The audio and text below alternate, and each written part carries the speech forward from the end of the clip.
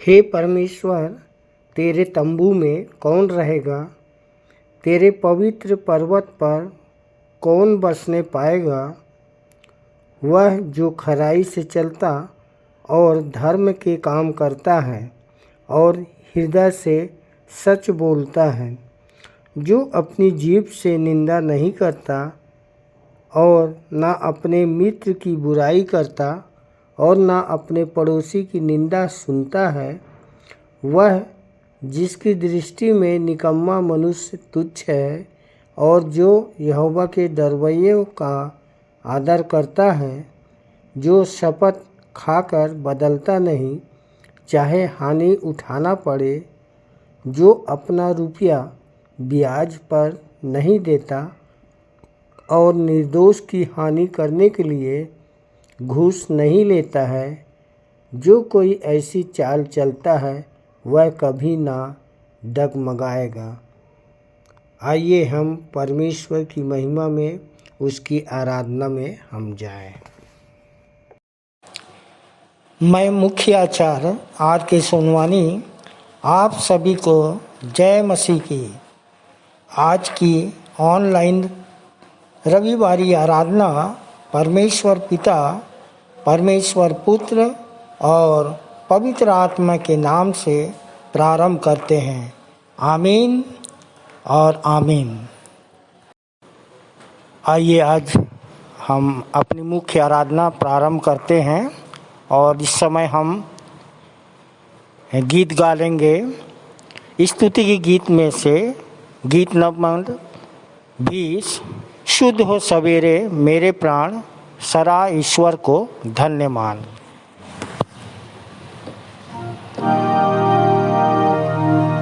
शुद्ध हो सवेरे मेरे प्राण, सरा ईश्वर को धन्य मान। अभी भी है हुआ बिहान, प्रभु की दया है पार। प्रभु मुझे सराहना है और तेरी स्तुति करता हूँ। तेरा दिन का लोटिहान, तू है अटल और प्रीतवान। अंधा के भय और बंधन से मुझे दिलाया तेरा स्नेह। हे प्रभु आओ हर समय, कर मेरी रक्षा और सहाय। सड़कों पर मुझे तू चला और भीषण जाने से बचा। परीक्षा में वो मेरी धाम और पाप मुँह में खूब गंदा। हे पिता आपकी कृपा से दिन भर तू सुनी मेरी है। प्रीतम यीशु मेरे पास, हे आत्मा मुझ में कर निवास।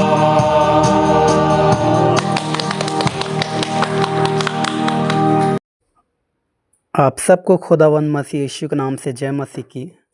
मेरा नाम विजेश्वर जगत है और मैं पतरस की कलीसिया सरसेनी से हूँ और मुझे प्रभु में आए 8 वर्ष हो चुके हैं।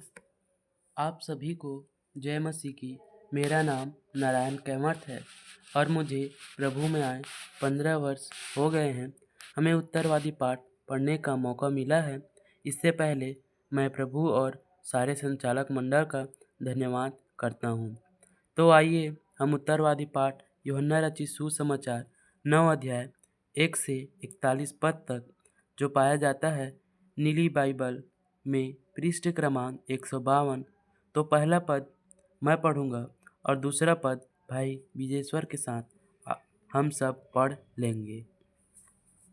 फिर जाते हुए उसने एक मनुष्य को देखा जो जन्म से अंधा था और उसके चेलों ने यह कहते हुए उससे पूछा, रब्बी, किसने पाप किया, इस मनुष्य ने या इसके माता पिता ने, कि यह अंधा उत्पन्न हो? यीशु ने उत्तर दिया, न तो इस मनुष्य ने पाप किया, न इसके माता पिता ने, पर यह इसलिए हुआ कि परमेश्वर के कार्य उसमें प्रकट हो। अवश्य है कि उसने मुझे भेजा है, हम उसके कार्य दिन ही दिन में कर डाले। रात आने वाली है जब कोई मनुष्य कार्य नहीं कर सकता। जब तक मैं जगत में हूँ, मैं जगत की ज्योति हूँ। जब वह यह कह चुका तो उसने भूमि पर थूका और उस थूक से मिट्टी सानी। तब उस मिट्टी को अंधे की आंखों पर लगाया और उसने कहा, जा सिलोम में कुंड में धो ले। सिलोम का अर्थ है भेजा हुआ। अतः उसने जाकर धोया और देखता हुआ लौट आया। तब पड़ोसी और जिन्होंने पहले उसे भीख मांगते देखा था कहने लगे, क्या यह वह नहीं है जो बैठा भीख मांग रहा था? दूसरे कहने लगे, यह वही है। अन्य लोगों ने कहा, नहीं, परंतु यह उसके समान है। वह कहता रहा, मैं वही हूँ। इसलिए वे उससे पूछने लगे, तब तेरी आंखें कैसे खुल गई?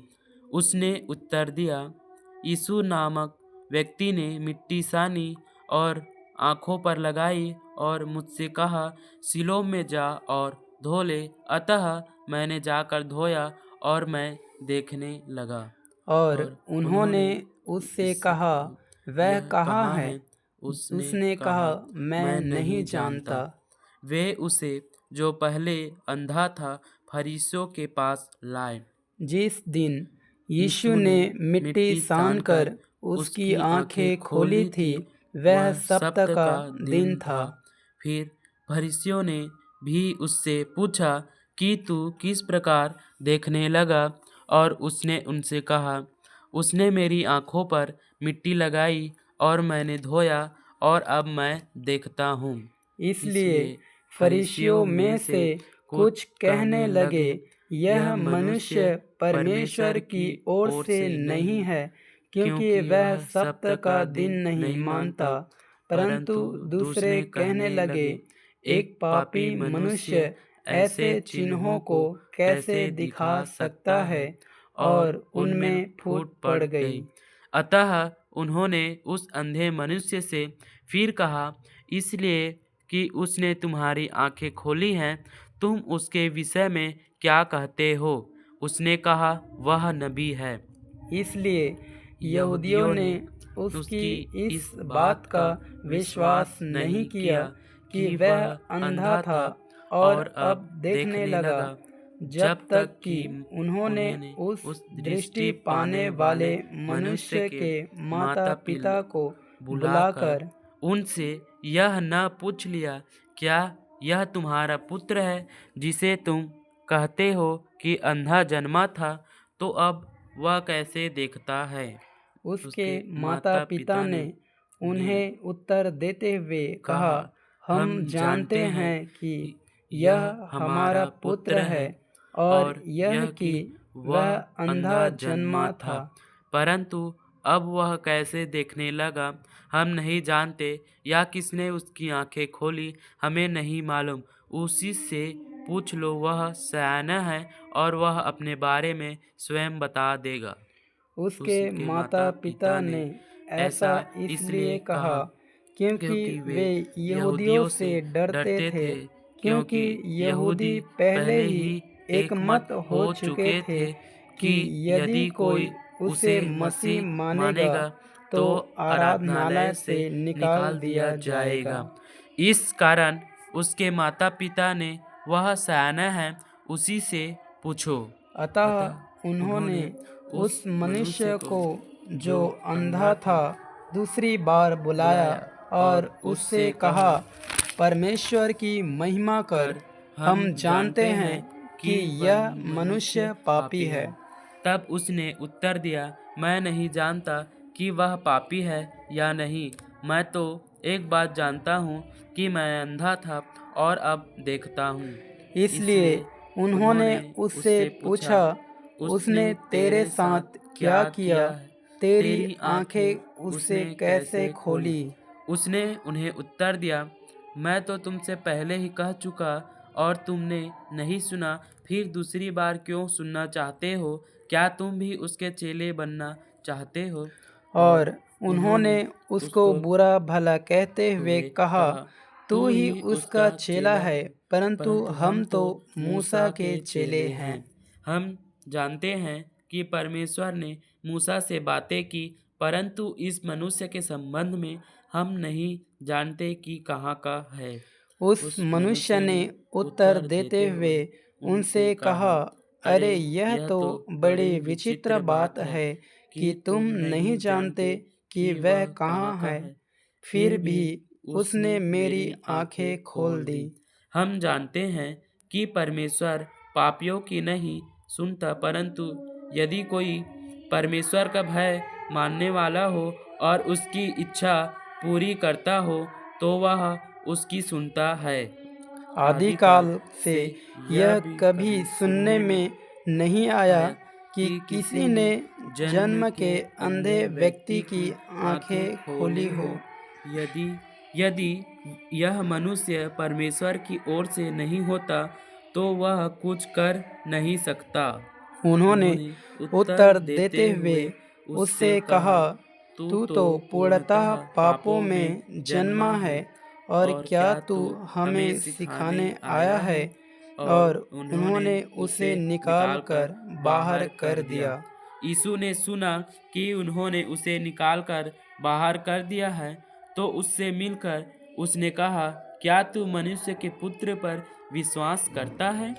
उसने उत्तर देते हुए कहा, वह कौन है प्रभु कि मैं उस पर विश्वास करूं? यीशु ने उससे कहा, तूने उसे देखा भी है और वही है जो अभी तेरे साथ बातें कर रहा है। और उसने कहा, प्रभु मैं विश्वास करता हूँ। और उसने उसे दंडवत किया। तब यीशु ने कहा, मैं इस संसार में न्याय के लिए आया हूँ कि जो नहीं देखते वे देखें और देखते हुए वे अंधे हो जाए। फरीसियों में से कुछ उसके साथ थे।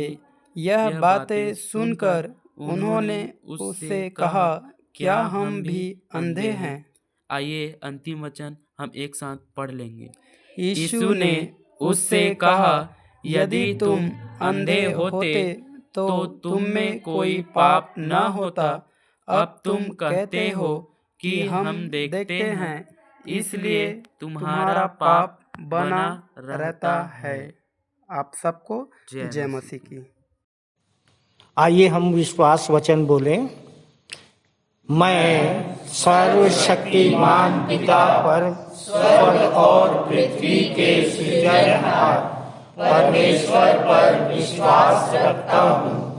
मैं उसके एकलौते पुत्र हमारे प्रभु यीशु मसीह पर, जो पवित्र आत्मा के सामर्थ के द्वारा कुमारी मरियम से जन्मा, जिसने पोंतियुस पिलातुस के राज्य में दुख उठाया, जो क्रूस पर टांगा गया और मारा गया, जो गाड़ा गया और अदृश्य लोक में पहुंचा और तीसरे दिन मृतकों में से फिर जी उठा, जो स्वर्ग पर चला गया और सर्वशक्तिमान पिता परमेश्वर के दाहिने हाथ विराजमान है और जीवितों और मृतकों का न्याय करने फिर आने वाला है।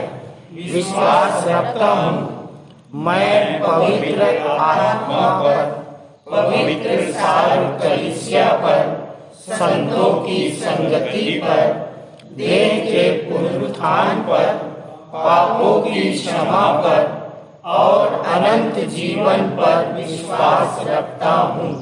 आमीन। आप सबों को जय मसीह की। मेरा नाम सहायक आचार्य डॉक्टर रुक्मणी गेंदले है और परमेश्वर पिता का धन्यवाद करती हूँ कि मुझे पास्टोरल प्रार्थना करने का स्वर्णिम अवसर मिला। आइए प्रियो, हम प्रार्थना में जाएंगे। हाथों को जोड़ें, सिरों को झुकाएं, अपना ध्यान परमेश्वर पिता की ओर लगाएं। हमारे सर्वशक्तिमान दयालु अनुग्रहकारी प्रेमी पिता परमेश्वर, बड़े धन्यवादित मन से प्रभु जी इस पवित्र विश्राम दिन में हम आपके चरणों के समीप में आते हैं। पिता परमेश्वर, हम आपका हृदय से धन्यवाद करते हैं पिता कि आपने सुंदर अवसर दिया पिता परमेश्वर कि हम आपके मंदिर में आपकी आराधना में उपस्थित होने पाए हैं पिता परमेश्वर, हम आपका हृदय से धन्यवाद करते हैं प्रभु कि बीते सप्ताह में प्रभु जी आपने हमें संभाले रखा, भला चंगा स्वस्थ रखा और सुरक्षित प्रभु जी आज अपनी आराधना के लिए इस भवन तक पहुंचाया है पिता परमेश्वर। इसके लिए हम आपके हृदय से धन्यवाद करते हैं पिता परमेश्वर। हम धन्यवाद करते हैं अपनी जीवित और आत्मिक कलीसिया के लिए प्रभु जी, जहां पर हम नए नए विश्वासियों के साथ प्रभु जी आराधना करने पाते हैं पिता परमेश्वर। हम पिता परमेश्वर आपका हृदय से धन्यवाद करते हैं पिता कि प्रभु जी आपने हमें ये सुंदर स्थान शहरी कोलाहल के बीच में उपलब्ध कराया है प्रभु जी, जहाँ पिता हम सभी विश्वासी भाई बहन एक मन एक चित होकर आपकी आराधना महिमा स्तुति प्रशंसा करने पाते हैं पिता। इस स्थान के लिए प्रभु जी हम आपका हृदय से धन्यवाद करते हैं पिता परमेश्वर। हम धन्यवाद के साथ प्रार्थना और विनती करते हैं प्रभु जी, यहाँ पर जो हॉस्पिटल चलाया जाता था पिता, हम आपसे प्रार्थना और विनती करते हैं वो पुनः संचालित होने पाए पिता।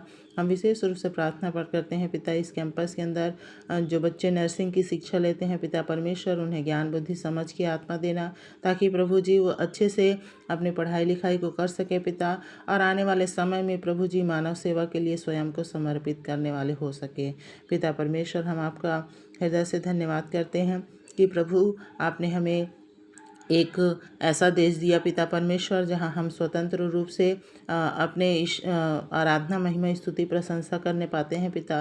तो पिता परमेश्वर हम प्रार्थना विनती करते हैं इस देश में आपकी अमन शांति बनी रह सके पिता। जितने भी अधिकारी हैं पदाधिकारी हैं, चाहे वो धार्मिक अगुए हों चाहे राजनीतिक अगुए हों, हम हर एक को प्रभु आपके सर्व सामर्थ्य सुरक्षित हाथों में सौंपते हैं पिता। होने दीजिए पिता परमेश्वर, हर एक जन आपके डर भय में होकर देश का समाज का संचालन करने पाए पिता परमेश्वर, ताकि प्रभु जी ऐसी कोई भी नीतियाँ ना बने प्रभु जो हमारे कार्यों में प्रभु के कार्यों में बाधक सिद्ध होने पाए पिता परमेश्वर। हम इसी प्रकार से पिता परमेश्वर बिना किसी बाधा के आपके धर्म राज्य का प्रचार प्रसार करने वाले बन सके पिता परमेश्वर। ऐसी हम आपसे प्रार्थना विनती करते हैं पिता परमेश्वर। हम प्रार्थना विनती करते हैं संडे स्कूल के लिए, संडे स्कूल के बच्चों के लिए, शिक्षकों के लिए प्रभु जी हम धन्यवाद करते हैं पिता कि आपने इन्हें ऐसा मन दिया है प्रभु जी कि ये बच्चों को आत्मिक शिक्षा देते हैं पिता। तो होने दीजिए पिता परमेश्वर, इन्हें आप बहुतायत की आशीष देना।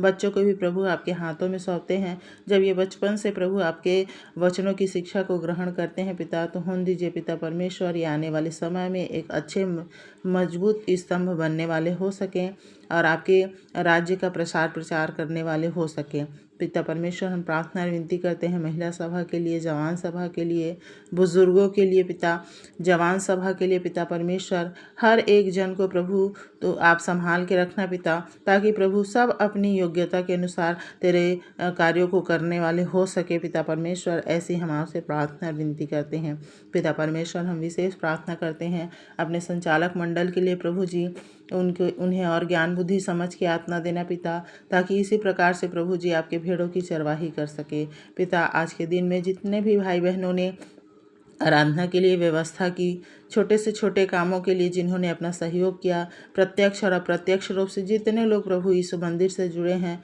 हर एक जन के परिवार में आपकी आशीष को चाहते हैं पिता परमेश्वर। आज जितने लोग प्रभु इस सभा में उपस्थित होते हैं, कोई भी जन खाली हाथ जाने वाला ना हो सके पिता, परंतु पिता परमेश्वर हर एक जन अपनी समस्याओं से छुटकारा पा सके और आनंदित और हर्षित मन से इस भवन से जाने वाला हो सके पिता परमेश्वर। आज के दिन में प्रभु जो संदेश देते हैं उन्हें भी हम पिता हम आपके हाथों में सौंपते हैं पिता। वो नहीं परंतु पिता परमेश्वर आपकी पवित्र आत्मा की अगुवाई में वो बोलने वाले हो सके पिता, ऐसी हम आपसे प्रार्थना और विनती करते हैं। हमारे गीतों का गाया जाना, हमारी भेंट का चढ़ाया जाना, प्रभु भोज की संगति करना, हर एक बात प्रभु जी आपको सुखदायक सुगंध के रूप में ग्रहण योग्य होने पाए पिता परमेश्वर। एक बार फिर से पिता हम प्रार्थना और विनती करते हैं जितने भी भाई बहन अभी तक भवन नहीं पहुँचे हैं वो भी सुरक्षित पहुँच सके पिता, ताकि प्रभु जी हम सब एक मन एक चित होकर आपकी आराधना करने पाएँ और ये आराधना प्रभु जी आपको सुखदायक सुगंध के रूप में ग्रहण योग्य हो सके। आगे की शेष आराधना को प्रभु जी आपके सर्व सामर्थ्य सुरक्षित हाथों में सौंपते हैं। धन्यवाद करते हैं पिता कि आपने प्रार्थना को सुना, उत्तर हाँ और आमीन में दिया। बड़े विश्वास के साथ छोटी विनती यीशु मसीह के नाम से मांगते हैं, आमीन। आप सबों को जय मसीह की। मेरा नाम राहुल जांगड़े है और विश्वासी मंदिर आते 9 वर्ष हो गए और यहीं की दुआ प्रार्थना से मेरे जीवन में जो कुछ भी दुख तकलीफ समस्याएं थी दूर हुआ और जैसे मैं बच गया हूँ वैसे दूसरों को बचाने का प्रयास करता हूँ। तो सर्वप्रथम परमेश्वर पिता का धन्यवाद हो एक बार फिर से सुंदर विषय वचन के द्वारा मुझे बोलने के लिए कहा गया है। मैं धन्यवाद देता हूँ परमेश्वर पिता को, अपने अगुओं को कि वो हमें ऐसा विषय देते हैं जिसमें हम बोल पाते हैं, हम सीखते हैं। हम सारी चीज़ों के लिए परमेश्वर पिता का अपने अगुओं का धन्यवाद देते हैं। तो मेरा विषय है मेरे प्रियो, पहला तीमुथियुस 1 उसके 19 में लिखा है, और विश्वास और उस अच्छे विवेक को थामे रहा जिसे दूर करने के कारण कितनों का विश्वास रूपी जहाज डूब गया। इसमें विषय है विश्वास रूपी जहाज को डूबने से बचाना है तो कैसा तरीका अपनाना है। मेरे प्रियो, जो विश्वास है वो एक जहाज के समान है और उस जहाज को, उस विश्वास को अगर बचाना है तो हमें कैसा तरीका अपनाना है। पहला तीमुथियुस 4 उसके पहला पद में लिखा है, परंतु आत्मा स्पष्टता से कहता है कि आने वाले समयों में कितने भरमाने वाली आत्माओं और दुष्ट आत्माओं की शिक्षाओं पर मन लगाकर भटक जाएंगे। मेरे प्रियो, हम जानते हैं कि एक ही परमेश्वर है, एक ही पिता है। शैतान भी जानता है और थरथराता है। जब हम प्रभु यीशु मसीह के ऊपर विश्वास करते हैं, उनको ग्रहण करते हैं, हम जल संस्कार लेते हैं, अपना जीवन प्रभु को देते हैं, समर्पित करते हैं, हम धीरे धीरे करके आत्मिक दुनिया में मजबूत होते चले जाते हैं। हम सुसमाचार सुनाने लगते हैं, हम पड़ोसी से प्रेम करने लगते हैं, हम अंश अंश करके तेजस्वी शाश्वत स्वरूप में धीरे धीरे बदलते चले जाते हैं। फिर पौलुस हमें क्यों सिखाता है कि अपने विश्वास को थामे रह। जब हम विश्वास कर रहे हैं, आगे बढ़ रहे हैं, मसीह की शिक्षाओं पर चल रहे हैं, वचन पर मन लगा रहे हैं, प्रतिदिन संगति कर रहे हैं, तो पौलुस हमें क्यों कहता है कि अपने विश्वास को थामे रहें। क्योंकि लिखा है, जो कोई यह समझता है कि मैं स्थिर हूँ वह सावधान रहे और वो चैतन्य रहे कि कहीं गिर न पाए। मेरे प्रियो, बाइबल में सैकड़ों उदाहरण देखते हैं। हम क्या करते हैं, बाइबल में बहुत सारे विश्वास की योद्धाओं को देखते हैं। जैसे हम इब्रानियों के पत्री को पढ़ते हैं, इब्रानियों की पत्री को हम पढ़ते हैं, दाऊद के विषय में पढ़ते हैं, इब्राहिम जी के विषय में पढ़ते हैं, यूसुफ जी के विषय में पढ़ते हैं, दानियल जी के विषय में पढ़ते हैं, शद्रक मेशक अबेदनगो के विषय में पढ़ते हैं। बहुत सारे ऐसे योद्धाएँ हुए जो विश्वास के द्वारा नगर को जीते, शेरों के मुंह को फाड़ दिए और इतने बड़े बड़े काम परमेश्वर पिता उनके द्वारा किया कि आज पूरी बाइबल उनके कार्यों से भरी पड़ी है। सर्वशक्तिमान परमेश्वर पिता हमारा वो प्रभु है। हम उस पर कैसा विश्वास रखते हैं मेरे भाइयों बहनों, ये हमको अति आवश्यक है जानना। क्योंकि हम विश्वास से एक देश देखते हैं, हम विश्वास से एक देश देखते हैं जो इस पृथ्वी से है शोभामान। हम विश्वास से देखते हैं जो इस पृथ्वी से है शोभामान, जहाँ यीशु कर रहा तैयार मेरे लिए एक रहने का स्थान। मेरे प्रियो, इब्रानियों 11 उसके पहला पद में लिखा है, अब विश्वास आशा की हुई वस्तुओं का निश्चय और अनदेखी वस्तुओं का प्रमाण है, क्योंकि इसी के विषय में प्राचीनों की अच्छी गवाही दी गई है। विश्वास ही से हम जानते हैं कि सारी सृष्टि परमेश्वर के वचन के द्वारा हुई है, पर यह नहीं कि जो कुछ देखने में आता है वह देखी हुई वस्तुओं से बना हो। हम ऐसा विश्वास करें मेरे प्रियो, मानो वो हमको प्रकट रूप से नहीं दिख रहा है, लेकिन वो चीज़ है।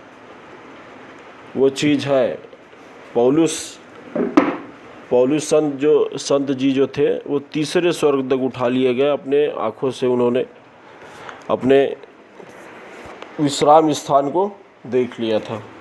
मेरे प्रियो, आज हमको सर्वप्रथम परमेश्वर के वचन को महत्व देना है। सर्वप्रथम हमको परमेश्वर के वचन को क्या करना है? महत्व देना है। इन परमेश्वर के वचन को जितना ही अपने हृदय में आप स्थान दोगे, वैसे ही आपका विश्वास बढ़ता चले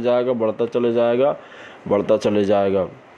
मेरे प्रियो, हम देखते हैं कि पतरस के विषय में कि जब यीशु मसीह पानी पे चल रहे थे तो पतरस ने भी कहा कि मैं भी प्रभु तेरे पास आना चाहता हूँ। प्रभु ने भी कहा आगे बढ़ो, है कि नहीं? तो जैसे ही 1-2 पैर उसने आगे बढ़ाया, उसके बाद क्या किया? वो गिरने लगा। क्यों गिरने लगा? क्योंकि उसका ध्यान यीशु मसीह पर नहीं था, परमेश्वर के वचन पर नहीं था, यीशु मसीह के बातों पर नहीं था। उसका ध्यान कहाँ था? आंधी तूफान और पानी में और अपनी चिंता में, कहीं मैं मर ना जाऊँ, कहीं डूब ना जाऊँ। यही अविश्वास हमें क्या करती है? आगे बढ़ने से रोकती है।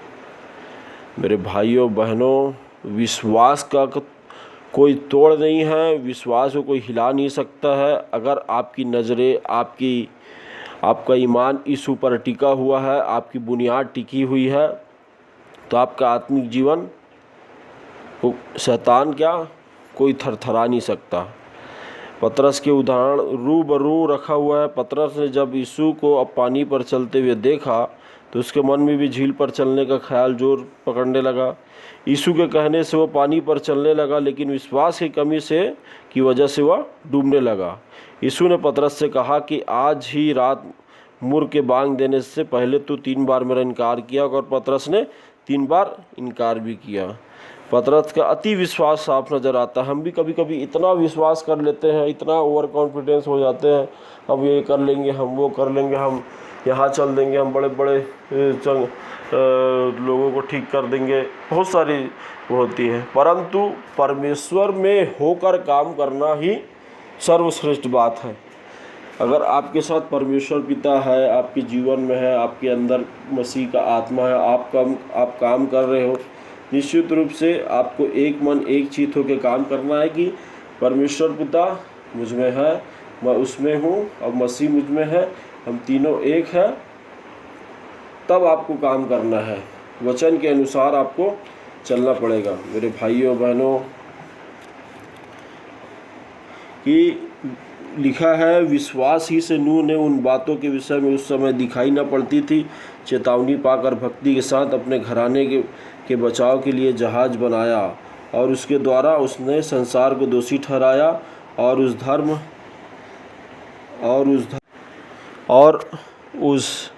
धर्म का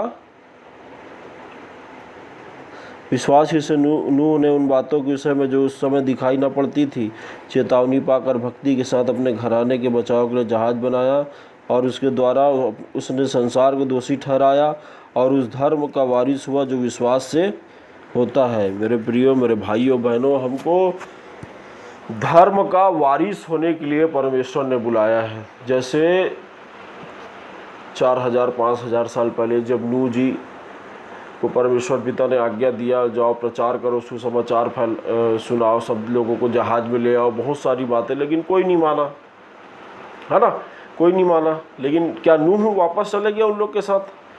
नूह अपने आप को क्या संसार के ऊपर हावी दिया, लोगों के सोच में क्या उसने अपने आप को बदला? लेकिन नहीं बदला। क्या किया उसने? परमेश्वर की आज्ञा को माना, जहाज बनाया, बड़े बड़े लकड़ियों को लाकर बहुत सारी चीज़ें उसमें रखा, अपने पूरे परिवार को रखा, अपने पूरे जीव जंतु को रखा, जितने भी है सब कुछ को रखा। परमेश्वर पिता ने उसे बहुत बड़ी आशीष दी, है ना, धर्म का वारिस कहा।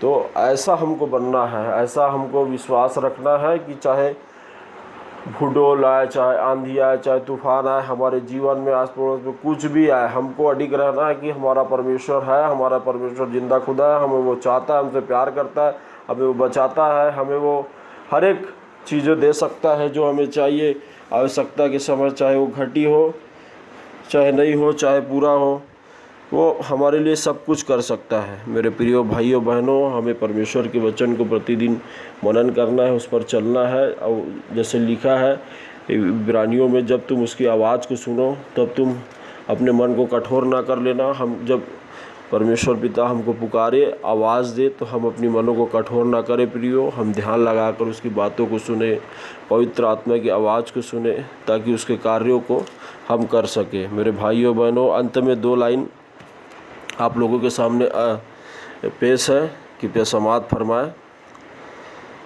दिल है समंदर, मन है जहाज, दिल है समंदर, मन है जहाज, यीशु आया जीवन में, बदल गया मेरा लिहाज। अगर बैठ गए एक बार यीशु की कश्ती में, अगर बैठ गए एक बार यीशु की कश्ती में, ले जाएगा मसीहा अपनी स्वर्ग की बस्ती में, लीन हो जाओगे आत्मिक मस्ती में। सो प्रियो, विश्वास रूपी जहाज को डूबने से बचाना है तो यीशु मसीह की राह अपनाना है। आप सबको जय मसीह की। सुंदर संदेश के लिए भाई राहुल जांगड़े और उनके पूरे परिवार को प्रभु बहुतायत की आशीष दे। प्रभु भोज विधि का संचालन आचार्य श्री संतोष सोनवानी के द्वारा। मेरा नाम आचार्य संतोष सोनवानी है। परमेश्वर का धन्यवाद हो कि मुझे प्रभु भोज संचालन का अवसर मिला। मेरे प्रियो, एक बात सोच रहा था कि जब अनाज्ञाकारिता के द्वारा मनुष्य में श्राप और पाप आई, तब उससे बचाने के लिए परमेश्वर एक उत्तम मार्ग निकाला कि यीशु के बलिदान के द्वारा पाप क्षमा और उद्धार मनुष्यों को मिल सके। क्योंकि श्राप के द्वारा मनुष्य पाप की कमाई या कहे पसीने की रोटी खाया करता था, और शायद इसीलिए लोग कहते भी हैं कि पापी पेट का सवाल है, पेट के लिए कुछ भी करना पड़े तो करूँगा। यह एक बहुत ही भयानक पाप है जिससे कोई नहीं बच पाया है, और इसीलिए प्रभु यीशु ने हमें बचाने के लिए अपने आप को ही रोटी बनाकर, अपने लहू को दाखरस बनाकर इस ब्यारी में, या कह सकते हैं अपने आप को थाली में परोस दिया, ताकि अब हम पाप की रोटी नहीं, पसीने की रोटी नहीं, परंतु पुण्य की रोटी खाने पाए। अर्थात बचाने वाला मसीहा बनकर इस रोटी और दाखरस को खा और पी सकते हैं।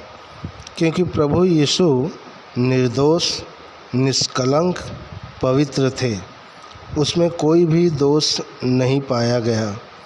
अब हमें पेट के बल चलने की आवश्यकता या ज़रूरत नहीं है, क्योंकि मनुष्य केवल रोटी ही से नहीं परंतु परमेश्वर के वचन से जीवित रह सकता है जो उसके मुख से निकलता है। मेरे प्रियो, जिस रोटी से मनुष्य आज जीवित रह सकता है वह अपने आप को प्रभु के मेज में परोस चुका है। अर्थात प्रभु यीशु मसीह ने अपना प्राण देकर क्रूस पर आज इस मेज में अपने आप को परोस चुका है, जिसने भी बपतिस्मा लिया है, जल संस्कार लिया है, वह इस प्रभु की मेज में शामिल हो सकता है। इस छोटे से वचन के द्वारा प्रभु आप सबको आशीष दे। और क्योंकि यह बात मुझे प्रभु से पहुंची और मैंने तुम्हें भी पहुंचा दी कि प्रभु यीशु ने जिस रात वह पकड़वाया गया रोटी ली और धन्यवाद करके उसे तोड़ी और कहा, यह मेरी देह है जो तुम्हारे लिए है, मेरे स्मरण के लिए यही किया करो।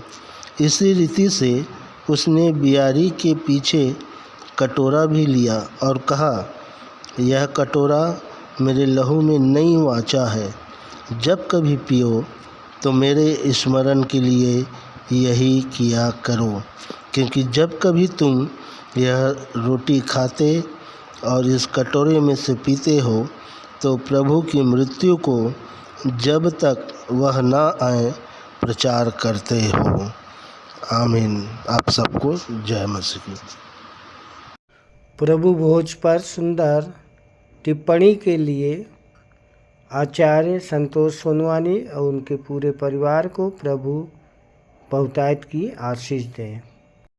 आइए अपनी अपनी भेंटों एवं धन्यवादी भेंटों को देने के द्वारा परमेश्वर की महिमा करेंगे।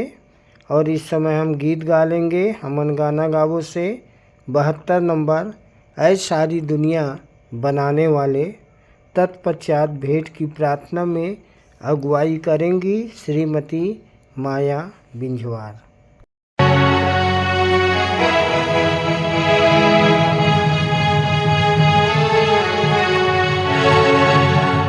सारी दुनिया बनाने वाले हम तेरा धन्यवाद करते हैं। सारी दुनिया बनाने वाले हम तेरा धन्यवाद करते हैं। सारे जीवों को बनाने वाले, सारे जीवों को बनाने वाले हम तेरी स्तुति करते हैं।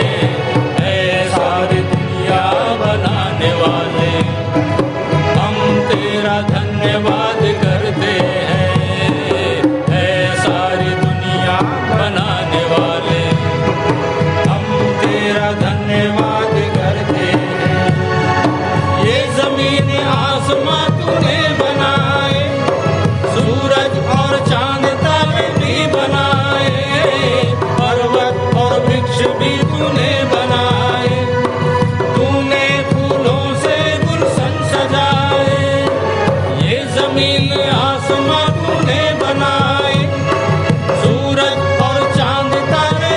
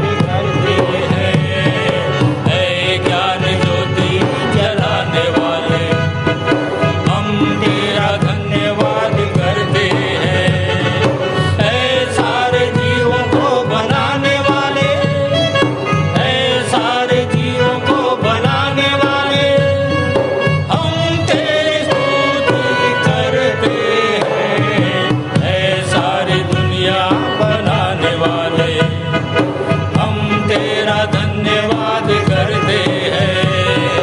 ऐ सारी दुनिया बनाने वाले, हम तेरा धन्यवाद करते हैं।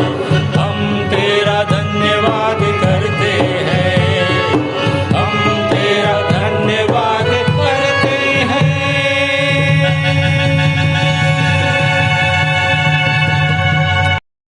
आप सभी को जय मसीह की। मेरा नाम श्रीमती माया बिन जौहर है और प्रभु में आए हुए मुझे 6 वर्ष हो गए हैं। प्रभु में आने का कारण था कि मैं पहले बहुत ज़्यादा बीमार रहती थी। विश्वासी मंदिर के अगुओं के दुआ प्रार्थना के द्वारा अब मैं पूरी रीति से स्वस्थ भली चंगी हूँ और जैसे मैं बची हूँ वैसे ही दूसरों को बचाने का प्रयास करती हूँ। विश्वासी मंदिर की अगुओं का हृदय से मैं धन्यवाद करती हूँ कि मुझे इस ऑनलाइन के माध्यम से जो आराधना होती है उसमें मुझे भेंट की प्रार्थना दिया गया। आइए हम प्रार्थना में जाएं, आंखों को बंद करें, सिरों को झुकाएं और ध्यान उस जीवित पिता परमेश्वर की ओर लगाएं। आशीषों की अपरंपार वर्षा करने वाले हमारे जीवित अनुग्रहकारी सर्वशक्तिमान पिता आपके चरणों के नज़दीक आते हैं। प्रभु जी आपको हृदय से धन्यवाद करते हैं। पूरे सप्ताह भर आपने संभाला और इस विश्राम दिन में आपने हमें प्रवेश कराया। प्यारे प्रभु, इस ऑनलाइन के माध्यम से हम आपकी आराधना करने पाते हैं, इसके लिए हम आपका धन्यवाद करते हैं। विशेष प्रार्थना करते हैं इन भेंटों के लिए प्यारे पिता, जो आप ही की आशीषों से प्रभु जी हमें प्राप्त हुआ है। उसी में एक छोटा सा अंश प्रभु जी आपके चरणों के नज़दीक लाए हैं, इसे अपनी बड़ी दया से ग्रहण करें प्यारे पिता। और जो भी हम अपने घर में रख छोड़े हैं प्रभु जी, उन पर भी आपकी आशीष होने पाए। प्यारे परमेश्वर पिता, हम आपसे प्रार्थना और विनती करते हैं प्रभु, जैसे आपने हाबिल जी और उनकी भेंटों को ग्रहण किया प्यारे पिता, हमें और हमारी भेंटों को भी ग्रहण करें प्रभु जी। ऐसी आपसे विनती और प्रार्थना करते हैं प्यारे पिता। ये भेंटें जिन हाथों में जाती हैं वो हाथ भी आशीषित हो सके पिता, और ये भेंटें आपके धर्म और राज्य में खर्च होने वाले हो सके, वो तेरे आत्माई बचाई जा सके पिता। ऐसे विनती और प्रार्थना करते हैं प्रभु जी। प्रार्थना करते हैं परमेश्वर पिता, हमें निर्बलता में सामर्थ्य की सिद्धि को दीजिएगा। इन सब से बढ़कर प्यारे प्रभु, हम अपने आप को जीवित, पवित्र और आपको भावता हो बलिदान करके चढ़ाने वाले हो सके, ऐसी आपसे विनती और प्रार्थना करते हैं पिता। प्यारे पिता, आगे की आराधना को आपके हाथों में देते हुए, इस प्रार्थना को आपके हाथों में देते हुए धन्यवाद और विश्वास के साथ इस विनती को हमारे एकमात्र जीवित उद्धारकर्ता प्रभु यीशु मसीह के नाम से मांग लेते हैं, आमीन। आप सबको जय मसीह की। आइए अंत में सुन लेते हैं अपने मंदिर के संचालक जी द्वारा पिछले सप्ताह के संदेशों की समीक्षा एवं उत्तरवादी पाठ पर संक्षिप्त टिप्पणी तथा आज के व्यवहारिक जीवन में इसका उपयोग।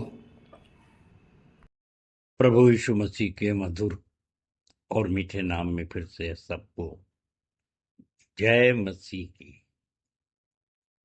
प्रियो, परमेश्वर का धन्यवाद हो कि जीवन के इस पड़ाव तक, मुकाम क्षण तक हम सब सुरक्षित पाए जाते हैं कि स्वच्छंद मनोमस्तिष्क स्वस्थ शरीर के साथ उसकी स्तुति महिमा कर सकते हैं। और इसके लिए आवश्यक है कि हम प्रभु में बलवंत बने रहें। और इस संबंध में पिछले सप्ताह हमारी आचार्य कुमारी प्रतिभा शेष ने बहुत ही सुंदर एक संदेश दिया। इनका विषय था प्रभु में बलवंत बने रहने का क्या है तरीका, मेले में हमने क्या सीखा। सुप्रियो,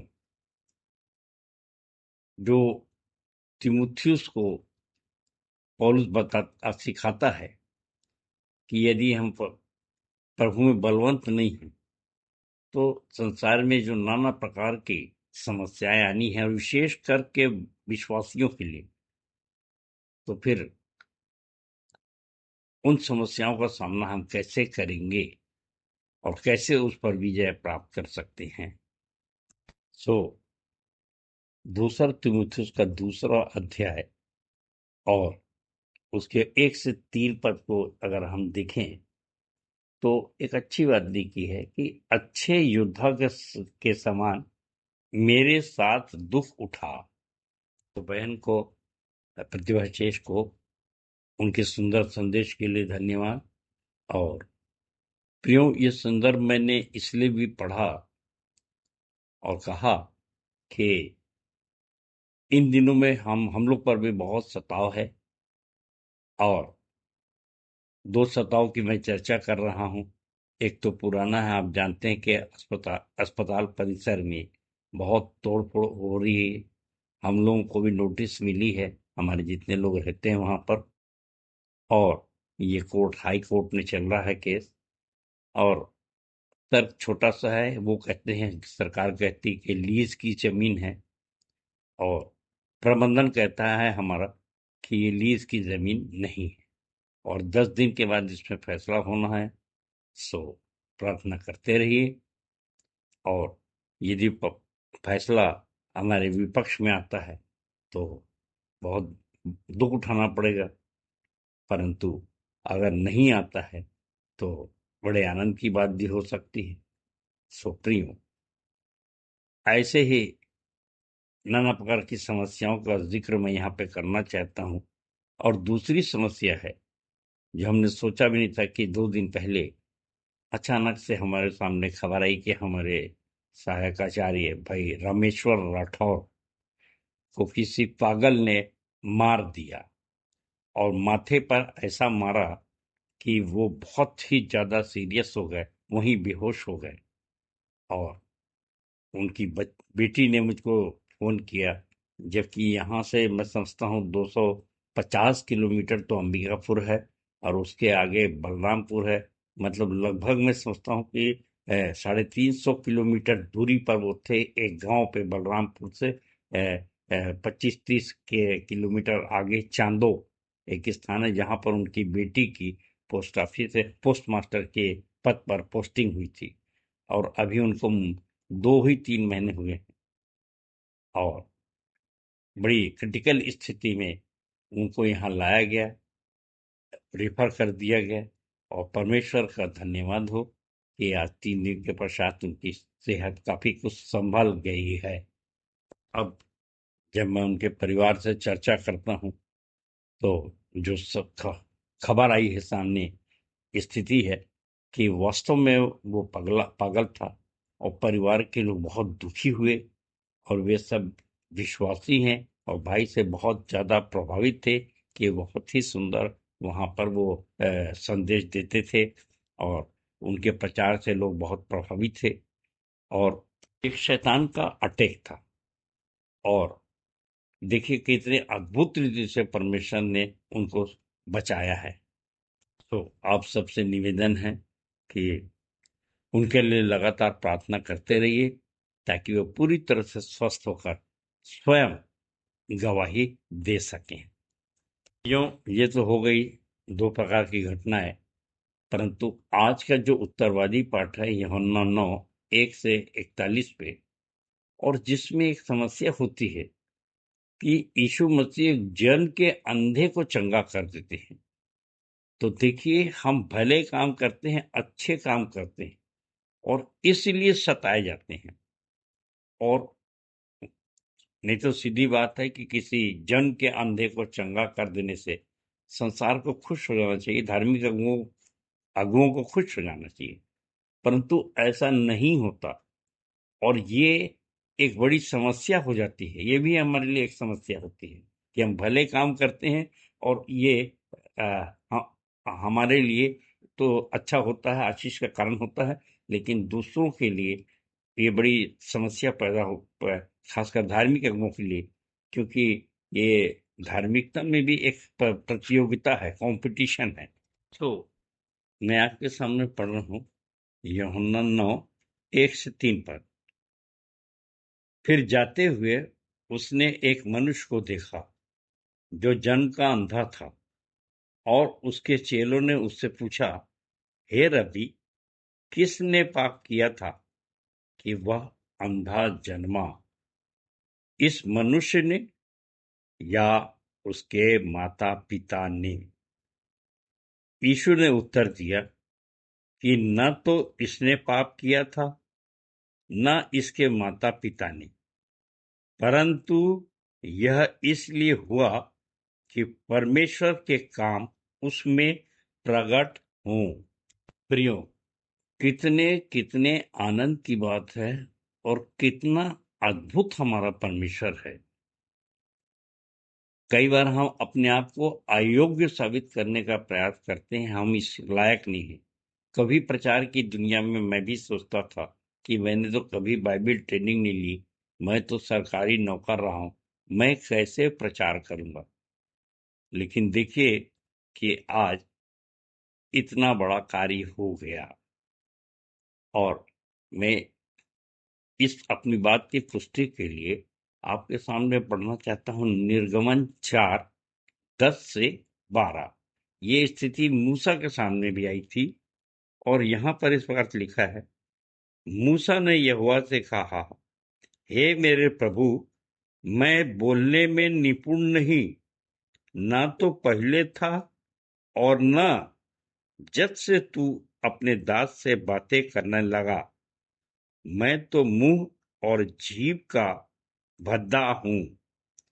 यहोवा ने उससे कहा, मनुष्य का मुंह किसने बनाया है? और मनुष्य को गूंगा या बहिरा या देखने वाला व अंधा मुझ यहोवा को छोड़ कौन बनाता है? अब जा, मैं तेरे मुख के संग होकर जो मुझे कहना होगा वह तुझे सिखलाता जाऊंगा। तो प्रियो, कितने कितने आनंद की बात है कि हम लोग ने ओरिजिनल ये काम किया है। आप सब नए विश्वासी जानते हैं कि आपको बाइबिल का ज्ञान नहीं था, परंतु आज इतनी बड़ी हमारी इकाई प्रारंभ हो गई, इतने आचार्य हैं। ये सब यही परमेश्वर का आश्चर्य कर्म है जो कदम कदम पे न केवल वो मूसा के समय किया, न केवल नए नियम में किया, आज के पद के अनुसार यीशु मसीह ने भी किया और इसके पश्चात वो आज भी कर रहा है और मेरे और आपको उपयोग कर रहा है। आज इस संदेश का अभिप्राय यही है कि हम में से कोई भी किसी भी काम को जो परमेश्वर के संबंध में हमें करना है, अपने आप को अयोग्य ना कहे। और आप देखते हैं कई बार मेरे साथ जितने काम करते हैं सवेरे से, वो सब जानते हैं कि हमारे जो विश्वासी मंडली है, मंदिर है, वो एक अद्भुत मंदिर है जो सवेरे 5 बजे से खुल जाता है और 9 बजे तक खुला रहता है। और इतवार को तो सवेरे से आकर सारी तैयारी होती है और जहाँ कोई भी नहीं आया या कभी कोई कमी होती है तो मैं जाके उस कार्य को करता हूँ। और सब इसीलिए डरते हैं कि अगर मेरे नॉलेज में आएगी वो बात तो मैं स्वयं उस काम को करूंगा, चाहे वो सफाई का हो, चाहे टॉयलेट सफाई का हो, या फिर कुर्सी लगाना हो, या कोई भी सामान यहाँ से वहां करना है। तो ये है कि हमको परमेश्वर शक्ति देता है कि हम उस छोटे से लेके बड़े काम तक को कर सके। हम कभी भी प्रभु के काम को करने के लिए अपने आप को अयोग्य न ठहराएं। और इसके पश्चात यीशु मसीह ने कहा कि मुझे परमेश्वर का काम दिन ही दिन में प्रकट करना है। चौथे पद में यीशु मसीह कहते हैं, अवश्य है कि जिसने मुझे भेजा है हम उसके कार्य दिन ही दिन में कर डालें। रात आने वाली है जब कोई मनुष्य कार्य नहीं कर सकता। बहुत विस्तार से न बोलकर मैं ये बताना चाहता हूं कि यदि हम किसी काम के लिए इनकार करेंगे तो वह हमारे लिए दिन को रात बना देगा, अर्थात हमारे देखने की शक्ति भी खत्म हो सकती है, वहां अंधे हो सकते हैं, अपंग हो सकते हैं। सावधान प्रियो, आप इस वाक्य को सुन करके भ्रमित न हो। और इसलिए मैं 39वां पद पढ़ रहा हूं, 39। तब यीशु ने कहा, मैं इस जगत में न्याय के लिए आया हूं ताकि जो नहीं देखते वे देखें और जो देखते हैं वे अंधे हो जाएं। सबको हमेशा सावधान करता हूं कि प्रभु यीशु मसीह ने मुफ्त में हमको उद्धार दिया है। बहुत कुछ संसार में हमको मुफ्त में मिला है और आप जान रहे हैं कि अन्य जातियां कैसे भटक रही हैं पाप क्षमा के लिए और उद्धार के लिए, और कितना उनको प्राण की बाजी लगाना पड़ता है। और हमारे पास तो वचन है जो यीशु मसीह ने कहा कि सृष्टि बड़ी आशा भरी दृष्टि से परमेश्वर के पुत्रों के प्रकट होने की बाट जोह रही है। ये रोमियो 8:19। सो प्रियो, आज सोचने का विषय है ये है कि मैं और आप अपने आप को अगर अयोग्य साबित कर दें और परमेश्वर के पुत्र के रूप में हम अपने आप को प्रकट नहीं किए, तो निश्चित रूप से आप जानिए, मैं भी समझता हूं कि निश्चित रूप से वो मुझको अपंग न कर देगा। जो अक्सर हम लोग चर्चा करते हैं, मैं संदेश भी देता हूं कि हम किसी काम को जिंदा दिली के साथ करना चाहते हैं, परंतु शैतान हमारे मन में आके कहता है, आसपास आके कहता है और डराता है। उसका काम ही है डराओ डराओ और डराओ। और यीशु मसीह भी जब क्रूस उठा रहे थे तब निश्चित रूप से उसने कहा होगा कि तू अयोग्य है, अयोग्य है, मर जाएगा, मर जाएगा, बर्बाद हो जाएगा, इत्यादि इत्यादि। प्रियो, जिस प्रकार मैं समस्याओं की चर्चा कर रहा था, तो देखिए चंगा कर देने से धार्मिक अगुओं को समस्या हो गई। 16वां पद, इस पर कई फरीसी कहने लगे, जब यीशु मसीह ने चंगाई दे दिया तब देखिए क्या कहा जा रहा है। कई फरीसी कहने लगे, यह मनुष्य परमेश्वर की ओर से नहीं, क्योंकि वह सब्त का दिन नहीं मानता। और उन्होंने कहा, यह पापी मनुष्य क्यों कर ऐसे चिन्ह दिखा सकता है। सो प्रियो, ये पापी मनुष्य क्यों कर ऐसा चिन्ह दिखा सकता है। परंतु लिखा है, इन धार्मिक अगुओं में ही इस तर्क के कारण से फूट हो गई। सो प्रियो, कितनी अजीब सी बात है कि वे उनको तो सताया, उस अंधे को तो सता ही रहे हैं, उसके माता पिता को भी सता रहे हैं। देखिए मैं आपके सामने पढ़ रहा हूं 22वां पद। उसके माता पिता से पूछने लगे और उसके माता पिता ने क्या जवाब दिया।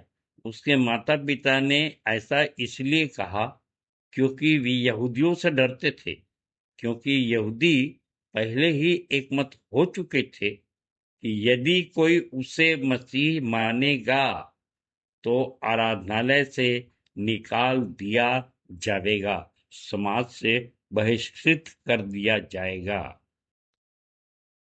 अब मैं अपने संदेश के दूसरे भाग में हूं और यहाँ पर देखिए कैसी परेशानी हो रही है धार्मिक अगुओं को, और वो किसी को नहीं छोड़ रहे, और अंत में वो अंधे के पास भी पहुंच जाते हैं और ये उसके मुंह से कहना चाहते हैं कि वो पापी मनुष्य था। और उसने 25वें पद में क्या जवाब दिया। तब उसने उत्तर दिया, मैं नहीं जानता कि वह पापी है या नहीं। मैं तो एक बात जानता हूं कि मैं अंधा था और अब देखता हूं। सो प्रियो, कितनी आनंद की बात है कि आज हमारे पास भी यही जवाब है। हमको सोचना है कि हम क्या जवाब देते हैं। प्रियो, बड़े मजेदार बात है कि देखिए 28 से लेके आगे वे उस अंधे से लड़ने लगे और उस अंधे ने इतने डट के जवाब दिया, इतना जबरदस्त जवाब दिया, और उससे कहा, मैं आपके सामने पढ़ रहा हूं, जब उसको भला बुरा कह रहे थे तो 30वें पद में उस मनुष्य ने उन्हें उत्तर देते हुए उनसे कहा, अरे यह तो बड़ी विचित्र बात है कि तुम नहीं जानते कि वह कहाँ का है, फिर भी उसने मेरी आंखें खोल दी। हम जानते हैं कि परमेश्वर पापियों की नहीं सुनता, परंतु यदि कोई परमेश्वर का भय मानने वाला हो और उसकी इच्छा पूरी करता हो तो वह उसकी सुनता है। प्रियो, कितने मजेदार बात है कि कल तक जो अंधा था, जैसे बोलते हैं ना कि मुर्दा एक तो बोलता नहीं है, बोलता तो कफन फाड़ के बोलता है, और वो ऐसे ही कहने लगा और उन लोग के पास कोई उत्तर नहीं था, यहूदियों के पास 34वें पद में। और उन्होंने क्या उत्तर दिया, उन्होंने उस अंधे को उत्तर देते हुए कहा तू तो पूर्णतः पापों से जन्मा है और क्या तू हमें सिखाने आया है? और उन्होंने उसे बाहर निकाल दिया। ये घटनाएं हमारे बीच में भी होती हैं प्रियो। पिछले समय हमारी एक बहन को गुरु मंत्र बांट रही थी, तो ऐसे ही पुलिस में ले जाया गया, हम लोग भी थे, और उसने इतना सुंदर जवाब दिया बड़े बड़े अधिकारियों को कि वे अंत उसको उसकी माने और जूते परमेश्वर की जिसको हम और आप मानते हैं उस सब की तारीफ उनको करना ही पड़ेगा, भले मुंह खोल कर ना करें, लेकिन अंदर ही अंदर यीशु मसीह की शक्ति को माने। तत्पश्चात यीशु मसीह ने उस अंधे को अपना परिचय दिया और लिखाया है 38वें पद में कि उसने यीशु मसीह को दंडवत किया और उसने कहा मैं प्रभु में विश्वास करता हूं, और उसने उसे दंडवत किया। तब 30वें पद को मैंने आपके सामने पढ़ा है, पहले फिर से पढ़ूंगा, क्षमा करें, 39वां पद। तब यीशु ने कहा मैं इस संसार में न्याय के लिए आया हूं, जो नहीं देखते वे देखें और जो देखते हैं वे अंधे हो जाएं। 40वां पद। फरीसियों में से कुछ उसके साथ थे। यह बातें सुनकर उन्होंने उससे कहा क्या हम भी अंधे हैं?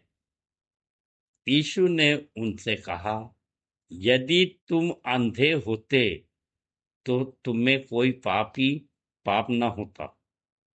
यदि तुम अंधे होते तो तुम्हें कोई पाप न होता।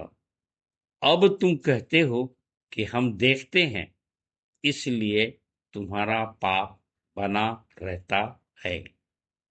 प्रियो, अंत में यही कहना चाहूंगा कि यीशु ने हमारी आंखें खोली है, हम प्रभु का काम कर रहे हैं। मेरी भी आंखें खोली। 40 साल तक मैं एक अंधे की तरह था, नहीं समझता था, परंतु जब आंखें खुली तो प्रभु का काम करता हूं, और आप सब भी ऐसा करते हैं। तो निश्चित रूप से हम संघर्ष करें, दुख उठाएं, और जैसे प्रारंभ में लिखा है कि पहला तीमुथियुस 2:1-3 पद में कि अच्छे योद्धा के समान हमको प्रभु के लिए दुख उठाना है, और जैसे हम बचे हैं बहुतों को बचाना है। परमेश्वर अपने वचन के कहे जाने पर आशीष दे। सबको जय मसीह की, जय मसीह की और जय मसीह की। धन्यवाद। उत्तरवादी पाठ पर सुंदर सारगर्भित एवं व्यवहारिक टिप्पणी के लिए अपने संचालक जी का बहुत बहुत धन्यवाद करते हैं। तालियां। हम अपनी आराधना के अंतिम भाग में हैं। अंतिम गीत गाएंगे स्तुति के गीत से 101 नंबर, यीशु कहता तू साफ उजाला दे। अंतिम प्रार्थना आचार्य श्री राजकुमार निषाद के द्वारा। प्रभु की प्रार्थना और संचालक जी की आशीष से सभा का समापन करेंगे।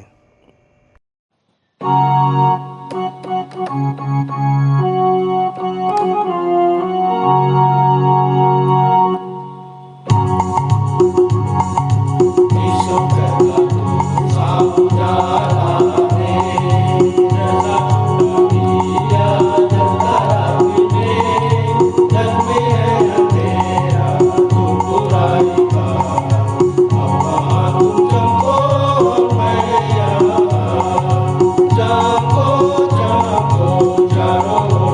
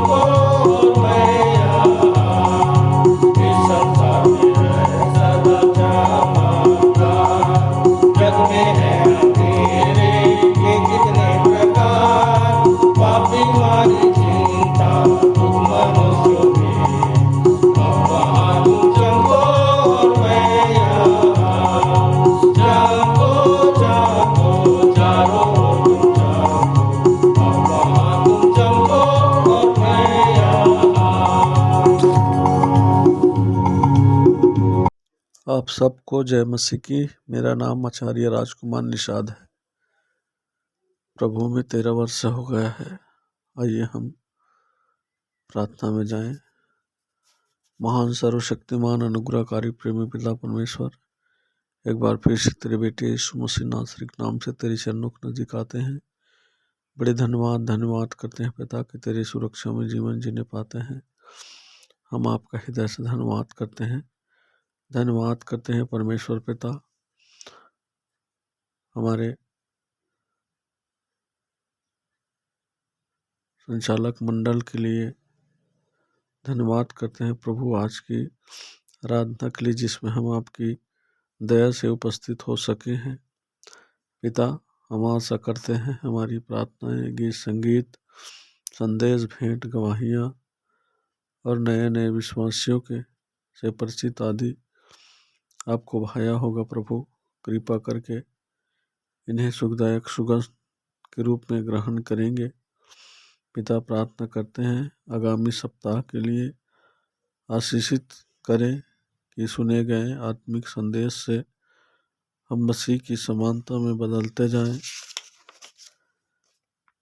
प्रभु, प्रार्थना करते हैं कि लोग हमारे यीशु मसीह की शोभा में मसीह की सुगंध पाकर मन फिराएं यहाँ दिए गए संदेशों के द्वारा, और आपके नाम की प्रचार प्रसार हो सके, यही तुझसे प्रार्थना करते हैं पिता। जब आराधना के बाद जितने सब अपने घर की ओर जाते हैं प्रभु, उन सब को मार्ग में अगुवाई करना, दुर्घटना शैतान के बंधनों से बचाना, सुरक्षित अपने घर तक पहुंच सके, तेरे नाम का धन्यवाद कर सके प्रभु, यही तुझसे प्रार्थना करते हैं। और जो भी यहाँ के वचन संदेश सुने गए हैं सब उनके दिलो दिमाग में बस सके, ताकि प्रभु आपका धन्यवाद कर सके। पिता, सारी बातों के लिए धन्यवाद करते हैं प्रभु कि तूने हमारी प्रार्थना सुना है। जो कुछ नहीं कह पाए उन सब बातों को आपके पवित्र हाथों में सौंपते हुए छोटी विनती उद्धार करता प्रभु यीशु मसीह के नाम से मांगते हैं, आमीन। हे हमारे पिता, तू जो स्वर्ग में है, तेरा नाम पवित्र माना जाए, तेरा राज्य आए, तेरी इच्छा जैसे स्वर्ग में पूरी होती है वैसे ही इस पृथ्वी पर भी पूरी हो। हमारे दिन भर की रोटी आज हमें दे, और जैसे हमने अपने अपराधियों को क्षमा किया है वैसे ही तू भी हमारे अपराधों को क्षमा कर, और हमें परीक्षा में ना डाल, परंतु बुराई से बचा, क्योंकि राज्य, पराक्रम और महिमा सदा तेरे ही है। आमीन। आइए आशीष ग्रहण करें। और अब जो ऐसा सामर्थ्य है कि हमारी विनती और समझ से कहीं अधिक बढ़कर काम कर सकता है, उस सामर्थ्य के अनुसार जो हम में कार्य करती है, हमारे पिता परमेश्वर का प्रेम, प्रभु यीशु मसीह का अनुग्रह और पवित्र आत्मा की शांति और सहभागिता हम में से हर एक के साथ अब से लेकर सदा काल तक होती रहे। आमीन।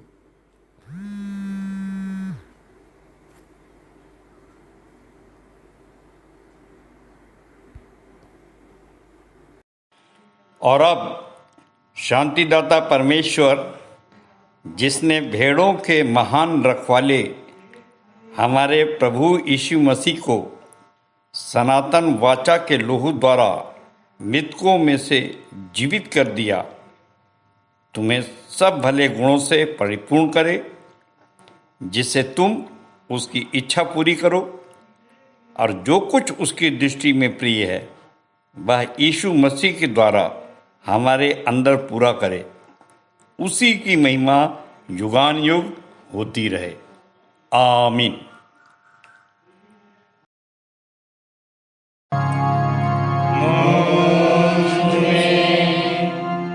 यीशु की शोभा दिखाई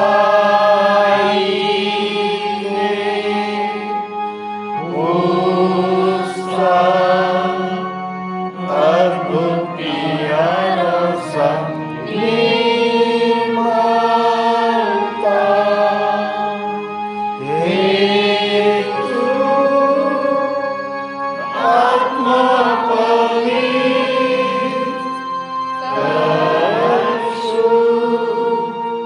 मेरा शरीर मुझ में यीशु की शोभा दिखाई दे।